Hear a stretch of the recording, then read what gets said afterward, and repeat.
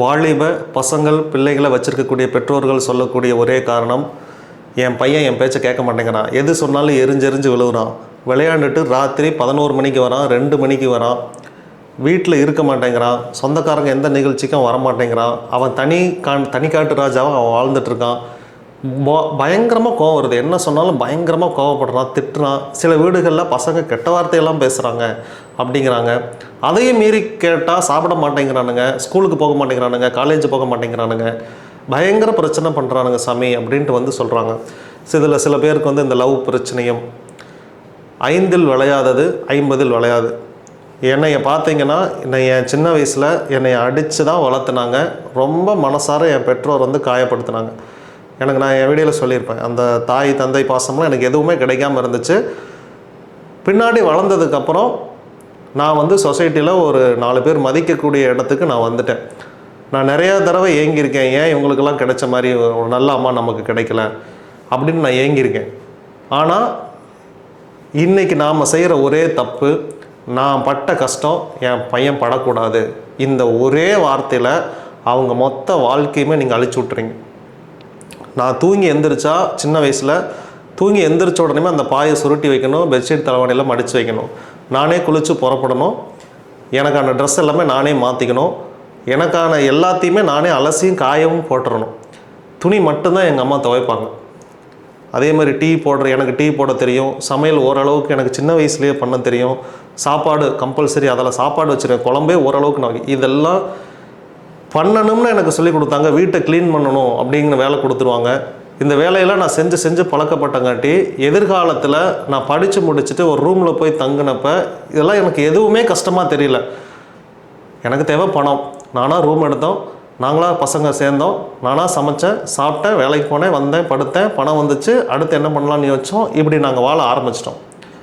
இப்போது 12வது படிக்கிற பையனை அம்மா கூட்டிகிட்டு வேன் வருது, பஸ் ஸ்டாப்பில் வெயிட் பண்ணி 12வது படிக்கிற பையனை ஏற்றி விட்டுட்டு அம்மா வீட்டுக்கு போகிறாங்க. டெய்லி நடக்குது. 12வது படிக்கிற பையனை எதுக்குமா நீ கைப்பிடிச்சி கூட்டிகிட்டு வர?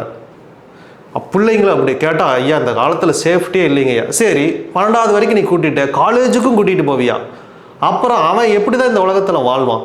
நீ ஒரு பாங்கான ஒரு செடியை வளர்த்தி விட்டுட்ட, இப்போ நீ என்ன வளர்த்துனே இதோட ரிசல்ட்டு தான் அங்கே நிற்கும். இப்படி பார்த்து வளர்த்துன ஒன்று எப்படி இருக்கும்? அது வீணாக போனதான் நிற்கும். நாளைக்கு உன் சேலையை பிடிச்சிட்டே தெரியும். எங்கள் அம்மாவை கேட்டு சொல்கிறேங்க அப்படிமா. உடனே அவன் என்ன சொல்லுவாள், கல்யாணம் பண்ணிட்டு வந்தவன் அப்படி நீ உங்கள் அம்மா பிள்ளை தான் இருக்கிறேன்னா எதுக்கு என்னை கல்யாணம் பண்ணான்னு கேள்வி கேட்பா. 2 பிரிஞ்சிடும், அவ்வளோதான். இப்போ உன் பிள்ளை வாழ்க்கை பிரிஞ்சதுக்கு மூல காரணம் நீ தான். நீ வளர்த்தின லட்சணம் தான் காரணம். இதுக்கு பேர் பாசமா அப்படின்னு கேட்டால் இல்லவே இல்லை. குழந்தைகளை அவங்க வளர விடுங்க, வளர்த்தாதீங்க. அவங்களா எந்திரிக்கணும். நான் முன்ன சொன்ன மாதிரி அவங்களா எந்திரிச்சு பெட்ஷீட் எல்லாத்தையுமே அவங்களா மடித்து வச்சுட்டு, அவங்களா குளிச்சுட்டு, அவங்க துண்டு இன்னர்ஸ் எல்லாத்தையுமே அவங்களே அலாசி போட்டு, அவங்க சோப்பு எல்லாம் அவங்களுக்குலாம் தனியாக கொடுத்துருங்க. அது தீர அவங்க தான் அந்த இடத்துக்கு ரீஃபில்லும் பண்ணணும். இதெல்லாம் பண்ணுங்கள். அந்த காலத்தில் நம்ம வீட்டுக்கே ஒரே சோப்பு தான் யூஸ் பண்ணோம். இப்போ ஆளுக்கு தனித்தனி சோப்பு யூஸ் பண்ணுறோம், தனித்தனி ப்ரஷ் யூஸ் பண்ணுறோம், தனித்தனி பேஸ்ட் யூஸ் பண்ணுறோம், தனித்தனி டவல் யூஸ் பண்ணுறோம். நாங்கள் சின்ன வயசில் இருக்கிறப்ப ஒரே டவல் தான். குளிச்சுட்டு காய போடணும், ஓகே, அடுத்த ஆள் குடிக்கிறதுக்குள்ள அந்த டவல் காயணும், இப்படியெல்லாம் இருந்துச்சு அந்த காலத்தில்.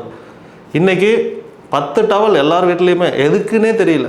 அதனால துவட்டிட்டு தூக்கி எறி, அவ்வளோதான். அடுத்து போ. எல்லாம் உங்களுக்கு மிதமிஞ்சி கிடைக்கிறங்காட்டி எதையும் பக்குவப்படுத்தணுங்கிற எண்ணம் உங்களுக்கு வர்றதில்ல.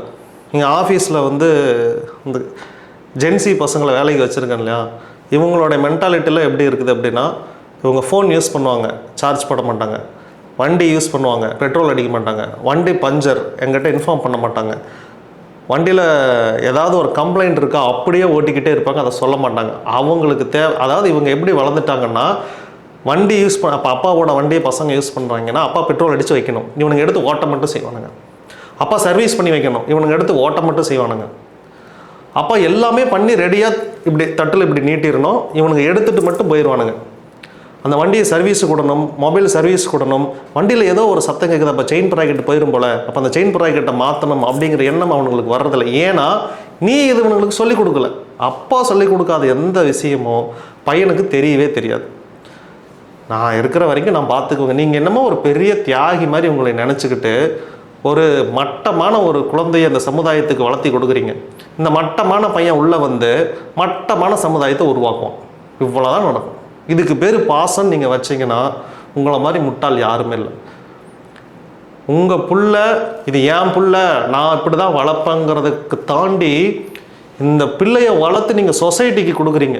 சொசைட்டி மேலே உங்களுக்கு ஒரு நம்பிக்கை இருக்கணும். இந்த பிள்ளை இப்படி வளர்ந்தா நாளைக்கு சொசைட்டிக்கு ஆபத்துங்கிற மாதிரி உங்களுக்கு புரியணும். என் பையன் நல்லா வண்டி ஓட்டுவான்னு நானாக கற்பனை பண்ணிக்கக்கூடாது. அவன் நிஜமாலுமே வண்டி நல்லா ஓட்டுறானான்னு அவனை நான் செக் பண்ணணும். அவன் பின்னாடி போகணும், அவனை பார்க்கணும், ஆள் இல்லாதப்ப அவன் எப்படி வண்டி ஓட்டுறான்னு செக் பண்ணணும். இது எல்லாம் நீங்கள் பண்ணினா மட்டும்தான் ஒரு சரியான மனுஷனை நீங்கள் வளர்த்து இந்த சொசைட்டிக்குள்ளே என்ட்ரு பண்ண விடுறீங்க. இப்போ தான் அவன் பிரச்சனைகளை மேற்கொண்டு வாழ தகுதியான ஆளாக மாறுவான். இதை நீங்கள் செய்ய தவறிட்டால் ஒரு அன்ஃபிட்டை உருவாக்கியிருக்கீங்க. இந்த அன்ஃபிட்டுக்கு அவன் வாழ்க்கையில் இருக்கிற பிரச்சனையும் சிக்கல்களையுமே தீர்க்க தெரியாது. அவன் ஒரு வாழா வெட்டியாக இருப்பான், வேண்டா விருப்பம் வாழ்ந்துட்டு இருப்பான். இதுதான் நடக்க போகுது. அதனால் உங்கள் குழந்தைகளை கவனமாக வளங்க. இந்த பாசங்கிற கண்மூடித்தனமான ஒரு மாயையை நம்பி ஒன்றுத்துக்கு ஆகாத பிள்ளையை வளர்த்து வைக்காதீங்க. இன்னொருத்தன் அவன் காலேஜ் முடிச்சுட்டு கோயம்புத்தூரில் போய் ஒரு பொருளை வாங்கிட்டு வர சொன்னேன். இவ்வளோ தான் நான் சொன்னேன். அவனுக்கு வேலை முதல் நாள் ஆஃபீஸுக்கு வேலைக்கு வந்தான். கோயம்புத்தூரில் போய் ஒரு பொருளை வாங்கிட்டு வர சொன்னேன். அடுத்த நாள் அவன் வரல. கூப்பிட்டு ஏன் வரலன்னு கேட்டேன். சாமி நேற்று பஸ்ஸில் போயிட்டு வந்ததில் டயர்டாக இருக்குது அப்படின்ட்டான். ஒரு நாளைக்கு ஒரே வேலை தான் கொடுத்தேன். காலையில் அவனுக்கு ஒரு வேலை கொடுத்தேன். போயிட்டு போக 2 மணி நேரம், வர 2 மணி நேரம். அந்த பொருளை வாங்கிட்டு ஆஃபீஸில் கொடுத்துட்டு அப்பா டயர்டாக இருக்குது நான் கிளம்புறேன் அப்படின்ட்டு போயிட்டு அடுத்த நாள் லீவ் வேறு தர. நான் கேட்டேன் நீ என்ன பண்ண அப்படின்னு கேட்டேன். சார் நேற்று பஸ்ஸில் அவ்வளோ தூரம் போயிட்டு வந்து டயர்ட் ஆகிட்டேன்.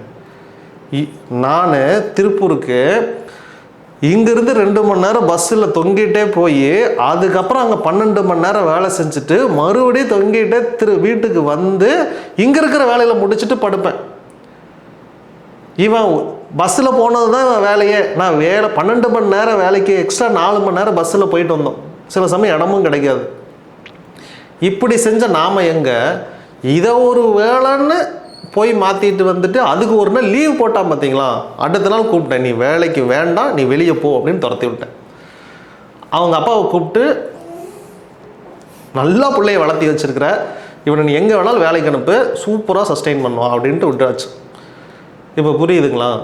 எந்த வேலையுமே அவங்க அப்பா அவனை பழக்கப்படுத்தலை. சும்மா பையன் இருக்கிறார், நல்லா கறியை போட்டு என் பையனுக்கு சாப்பிடுன்னு கறியாக போட்டு வளர்த்தி நல்லா வளர்ந்துருக்காங்க. ஒன்றும் இல்லை, உடல் உழைப்பு கிடையாது, ஒரு சமயோஜித புத்தி கிடையாது. எதுக்காக வரோம், எதுக்காக வேலை செய்கிறோம், எதுக்காக சம்பாதிக்கிறோம், வாழ்க்கைனா என்ன ஒரு மண்ணாங்கட்டியும் தெரியாது. என் பையன் கோவிலில் குப்பை கடந்து பொருட்களைன்னா அவனை அடிப்பேன். அவன்கிட்ட சொல்லுவேன், அடுத்தவன் இது அவனுக்கு நம்ம கோயிலுங்கிற எண்ணம் அவனுக்கு இருக்காது, பட் உனக்கு அப்படி இருக்கணும். கோயிலில் குப்பை கிடந்தா நம்ம கோயிலில் யாரும் குப்பை போட்டால் நீ கேள்வி கேட்கணும். நீ குப்பை போடக்கூடாது. அடுத்தவன் குப்பை போட்டிருந்தானா இப்போ நம்ம இல்லாதப்போ போட்டுருவாங்க, அந்த குப்பையை நீ பார்த்த உடனே எடுக்கணும்.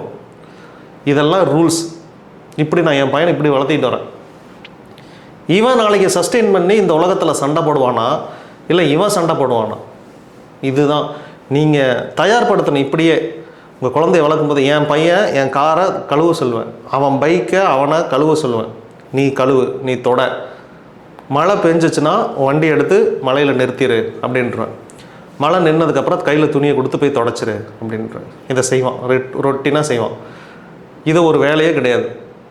குழந்தைகளுக்கு பழக்கம். சைக்கிளில் போயிட்டு வா, டயர் நல்லா இருக்குதா, டயர் பஞ்சர்னால் எங்கிட்ட சொல்லணும், வண்டியில் எந்த கம்ப்ளைண்ட்னாலும் எங்கிட்ட சொல்லணும். உடைச்சா அவங்க லைட்டாக ஒரு அடி அடிங்க, இந்த மாதிரி பொருளெல்லாம் உடைக்கக்கூடாதுன்னு சொல்லி. நீங்கள் அவங்கள அடிக்கிறதுனால அவங்க தப்பாக போயிட மாட்டாங்க. அது இனிமேல் அடித்து வளர்க்குறதுல இந்த காலத்தில் ஏதோ பெரிய கொலை குத்த மாதிரி பார்க்குறாங்க. நீங்கள் காட்டு மிராண்டி மாதிரி அடிக்கிறீங்களே, அதுதான் இந்த ஒரு குச்சியை வச்சுக்கோங்க. குச்சியை வச்சு மிரட்டினாலே குழந்தைங்க மிரட்டும். என் பையனை அப்படி தான் மிரட்டுவேன். ஐயாவே அப்படி தான் சொன்னார், நீ அடிக்கக்கூடாதுன்னு சொல்லுவார். அடிக்கிறதுனா மிரட்டணும். நீங்கள் மிரட்டுறதுலே பிள்ளைங்க பயப்படணும். அந்த அளவுக்கு உங்கள் கண்ட்ரோலில் வச்சுக்கணும். இதுதான் பிள்ளை வளர்ப்பு. இதை ஏன் இவ்வளோ தூரம் சொல்லிக் கொடுக்குறேன்னா, இதெல்லாம் நீங்கள் 5ல் வளையாது, 50ல் வளையாது.